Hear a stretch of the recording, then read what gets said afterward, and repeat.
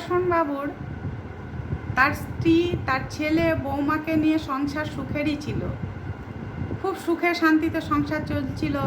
একটা মাত্র ছেলে, তার বৌমা আর তার স্ত্রী, চারজন মিলে খুব আনন্দে দিন যাপন করছিল। কিন্তু হঠাৎ করে সুদর্শনবাবুর স্ত্রী মারা যান।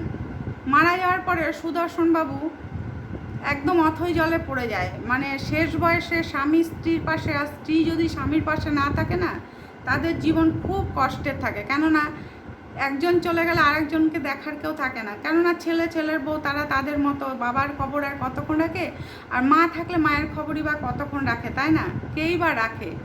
তা বয়স হয়ে গেলে এরকমই হয়, কিন্তু একজনকে তো আগে যেতেই হয়, তাই একা একজনকে থাকতেই হয়। এবার সুদর্শনবাবু যত দিন যাচ্ছে দেখছে ছেলের বউয়ের ব্যবহার খুব খারাপ হয়ে যাচ্ছে। মানে ওনাকে কেউ পছন্দই করছে না, যেন উনি বাড়ি থেকে চলে গেলে ওরা বেঁচে যায়। তা এরকম বৌমার ব্যবহার এত খারাপ দেখে, খাওয়া দাওয়া, চাল চলন, আচার আচরণ সব কিছুতে বৌমার ব্যবহার খুবই খারাপ। শ্বশুরমশাইয়ের সঙ্গে কোনো সময় ভালো ব্যবহার করে না। তা সুদর্শনবাবু ভাবলেন কি যে না, এরকমভাবে থাকলে তো হবে না। তা দেশের বাড়িতে তো আমার বাবা বাড়ি করে রেখে গেছিলো, অনেক পুরনো একটা বাড়ি আছে, আমি সেই বাড়িতে চলে যাব। তা সুদর্শনবাবু একদিনকে ছেলেকে ডেকে বললো, বাবা আমার এই শহরে আর ভালো লাগছে না, আমি তোমার দাদু যেখানে বাড়ি বানিয়ে রেখে গেছিলো, তোমার মা অনেক বলেছিল ওখানে গিয়ে থাকতে, কিন্তু আমার লোভ ছিল তোমাদের সঙ্গে থাকার। আমি ছেলের বউয়ের সঙ্গে থাকবো বলে তোমার মাকে নিয়ে কখনো আমি দেশের গ্রামে গিয়ে থাকিনি। কেননা পুরনো বাড়ি, অনেক বছরের বাড়ি, সেখানে তোমার মা থাকতে পারবে না বলে আমি কখনো নিয়ে যাইনি। আর লোভ ছিল যে অনেক আনন্দে থাকবো তোমাদের সঙ্গে, কিন্তু সেটা তো আর হবে না, আমি তাই দেশের বাড়িতে গিয়ে থাকবো।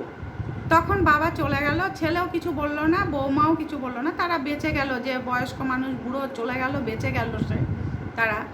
তখন সে সুদর্শনবাবু ওখান থেকে চলে গেল এবং ওখানে গিয়ে তার অনেক ওই রকম সঙ্গ ছিল। সে ওখানে গিয়ে থাকতে থাকতে সে তার বাড়িঘর পরিষ্কার করালো, লোকজন দিয়ে পরিষ্কার করিয়ে সেখানে থাকার মতো ব্যবস্থা করলো। আর বিশাল বড় বাড়ি তার বাবা করে রেখে গেছিলো। সেই বাড়ি পুরনো হয়ে গেছে, গাছগাছলা হয়ে গেছে দেয়ালে, কিন্তু বাড়িটার পুরো পরিষ্কার করে উনি সেখানে থাকার যোগ্য করে নিল। তারপর সেখানে থাকতে থাকতে তার অনেক বন্ধু হয়ে গেল, বন্ধু বান্ধবরা যাওয়া আসা করলো, আড্ডা গল্প খাওয়া দাওয়া সব হতে থাকলো। সে একজন রান্নার লোকটোকও রেখে নিল। তারপরে সব যত বৃদ্ধরা ছিল তারা সবাই এক জায়গায় হয়ে ওখানটায় থাকা শুরু করলো। যে যাদের বাড়িতেই অসুবিধা ছিল, মানে বৃদ্ধাশ্রম মতো ওখানটায় করে নিল। এবার একদিন দেখে তার বেয়ান যে ওই রকম রাস্তায় রাস্তায় ঘুরে বেড়াচ্ছে সেই দেশের গ্রামে। তখন সেই সুদর্শনবাবু বলছেন, দিদি আপনি এখানে কেন? তখন বলছে, দাদা কি বলবো, যে আমি পথ হারিয়ে হয়তো এখানে নেমে পড়েছি, বা ট্রেনে কোনো ভুল হয়েছে, আমার শরীর খুব খারাপ, আমি রাস্তা চলতে পারছি না, আমি এখানে এসে নেমে পড়েছি, আমার ইচ্ছে ছিল মেয়ের কাছে যাও, কিন্তু আপনি এখানে কেন? তখন বলছে, চলুন আমার সঙ্গে। তা সুদর্শনবাবু করেছেন কি, ওনার বিয়ানকে নিয়ে উনি ওনার জায়গায় রেখেছেন। তারপরে ওখানে রাখার পরে ডাক্তার দেখানোর পরে দেখে যে উনি খুব অসুস্থ, উনি বিছানাগত। তখন ওনার চিকিৎসা করি কিছুক্ষণ ভালো হওয়ার পরে তখন সুদর্শনবাবু কী করলেন, ওনার পেনশনে আর হচ্ছিল না, অতগুলো লোক সবার টাকাই দেয়, কিন্তু অত বৃদ্ধাশ্রম মতো চালাতে গেলে তাহলে তো খরচা আছে, তার ছেলের কাছে মাঝে মাঝে টাকা চেয়ে পাঠাতো। এবার বৌমা ভাবতো যে ছেলের কাছে কেন টাকা চাইবে, উনি তো ভালো টাকা পেনশন পান, বাবার জমিদারি আছে, তাহলে কেন টাকা চেয়ে পাঠায়।